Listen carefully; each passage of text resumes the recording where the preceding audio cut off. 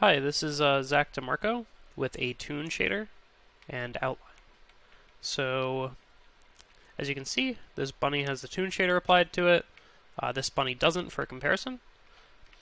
Currently, there are 4 levels of color, so a light, mid-shade, mid-shade, and then there's a darkest color that's sort of difficult to see because it's the camera has a light coming from it. So if I press E, I can up the amount of levels. So now there are 6, 8, and then 10. I find the bunny looks best with 8 or 10, sort of like that style. This monkey also does not have the Toon Shader applied, and then this monkey does. There's also an outline going on, as you can see. If I press Q, it removes it, and then if I release, it gets sort of that sketchy outline going on. So that outline uses both Sobble and Laplace post-processing effects, which is what I'm going to go into.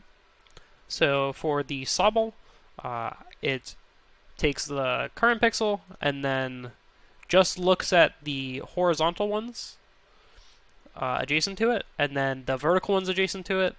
It adds those all up like regular kernel, and then pulls those two values, both the horizontal and vertical one, adds the square of them together, and then square roots it. That usually comes out as white on edges, so I just convert anything that would be white to black. Then I also use Laplace because I found Sobble gets a really good outer edge, but inner edges sort of didn't work. So I use Laplace for the inner black outlines, and then Laplace uses this kernel. I find that this number generally changes when you look online. I found this one to work pretty good for what I wanted.